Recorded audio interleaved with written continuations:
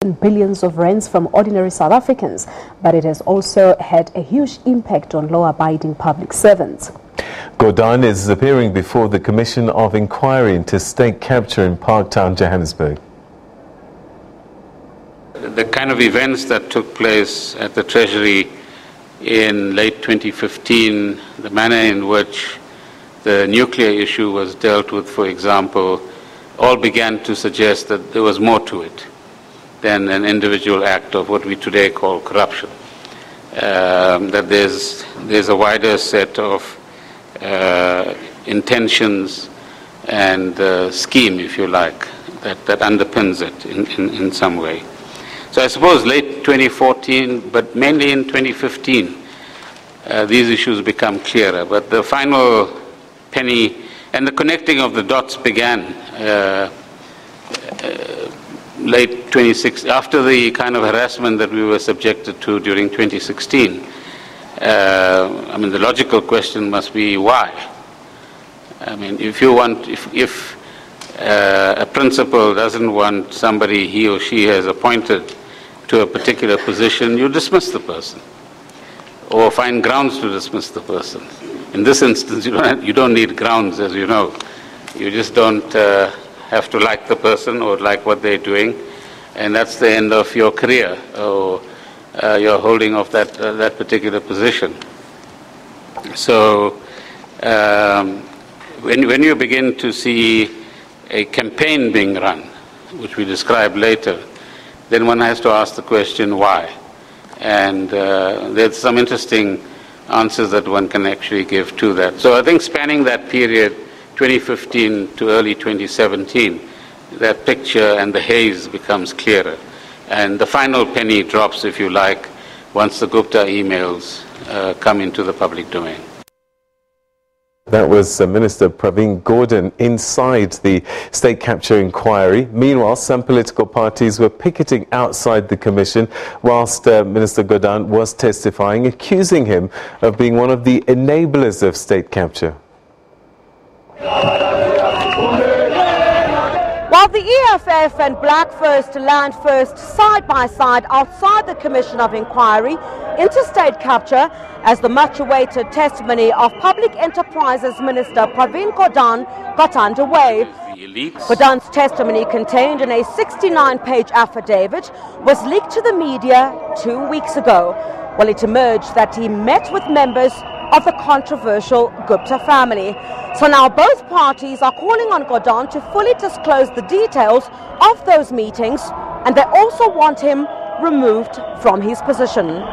The bottom of the matter, I think, is that Pravin Gordhan is conflicted. Pravin Gordhan should not be in government. Pravin Gordhan should not have been allowed to be the finance minister and hence the Minister of Public Enterprises today, because he is the Minister of Public Enterprises today, captured by the likes of Johan Rupert. It means under his leadership, we are going to see the swift privatization of the state-owned enterprises in this country. It is not true that Pravin was not working with the Guptas. On many occasions, he met with the Guptas. He only came to disclose now when we dropped Tantanen. It's a matter of fact that it is the EFF that removed Tantanen. And that is why immediately after that, he then asked for postponement of this commission to say, let us postpone so that he could go and change his affidavit. While the EFF also wants Parliament's Ethics Committee to investigate what it calls Gordhan's failure in 2016 to answer if any executives in Treasury ever met with the Guptas. Criselda Lewis, SABC News, outside the Commission of Inquiry into State Capture in Parktown.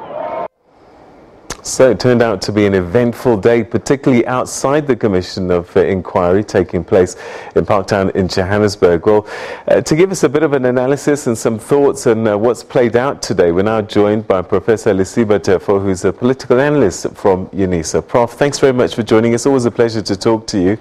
So this was a much anticipated testimony by Minister of Public Enterprises, Minister Gordhan, and I just wonder, from what you saw today, what you heard today, was it as explosive as people anticipated? I don't think it was, or it would still be, because the documents were leaked. We have a sense of what he is going to say. There could still be perhaps some disclosures made based on how deep they probe. The lawyer's probe as he proceeds with his presentation. So what do you think he communicated in the main today, bearing in mind he still has more to come? But look, the mere fact that there was already in place an attempt to influence those that were charged with decision making, and there was a manifest program or process that suggests that those that are bent on doing the right thing are removed for whatever reason, I think is very pertinent. But it is in there where lies a key point for me. For as long as each minister will come on board and is given the right to appoint his own, then you will always be faced with similar situation. It's not only what Pravin is saying, it's also the flaws in the system that we must speak to. For as long as ministers can pick and choose whoever they want to work with, then there is no way that corruption can be stopped. Because I would say, as soon as I move in and I know the potential that I can be fired in the first 6 months, whatever I can lay my hands on, rightly or wrongly so, I may be tempted to do so. Do you think he was able to genuinely witness and say, look, Joe Bloggs did this on this day, or was he starting to piece together everything that he saw and what it meant based on things like the emails that came eventually? I mean, is he a first-hand witness, or someone who perhaps brings a piece of the puzzle and at the time maybe didn't quite understand what he was seeing? Look, my understanding is he was at the cold face. He knew, he understood.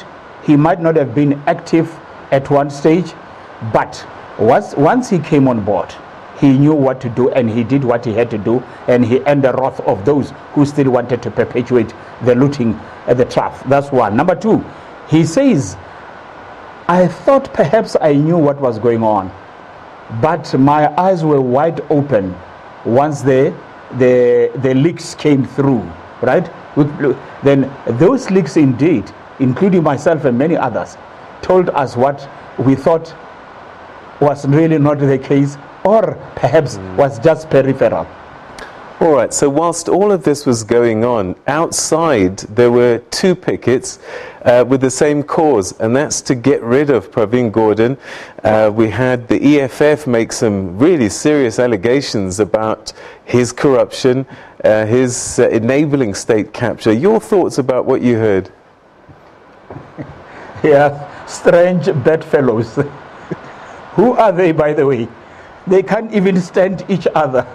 They have a common cause, right? A point of convergence is their dislike for Gordhan. But they hate each other so much they can't sing in one voice, at least on the same podium, right? That's what is fascinating. And that calls me to interrogate them. Who are they, by the way? What do they represent? Because the EFF is the one that was prepared to go to court and then sit there in defense and support of Gordhan. Where did he go wrong? Some would argue the day he knocked at the doors of Moyani's office, all else broke loose. Why did it break loose? Therein lies the rap of the anti-Gordhan's campaign. Now, for the others, it's not a complicated one.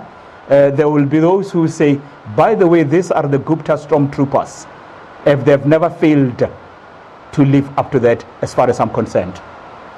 All right, so do you think that it's a distraction then, or are people going to continue to be focused on what's happening inside the inquiry? I'm not sure what the EFF will achieve out of this, because I thought they were building a good brand. But people are beginning to question and have more interest in why this obsession with Pravin Gordhan.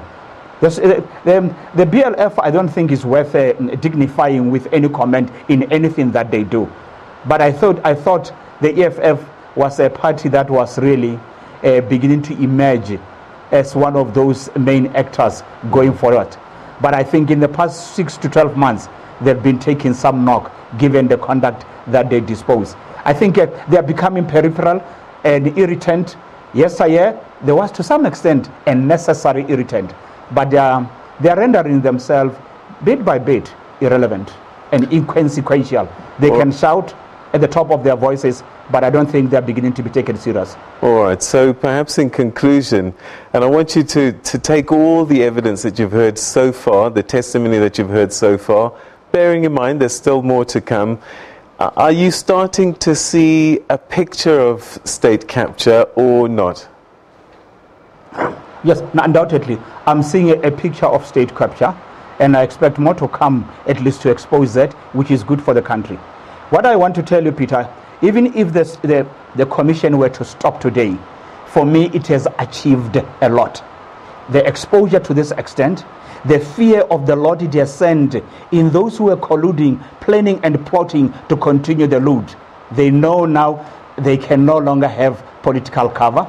The whistleblowers know today they have somebody who will cover their back and protect them. Therefore, they will be willing and ready to expose the rot wherever it appears. All right. To that extent, it has done well.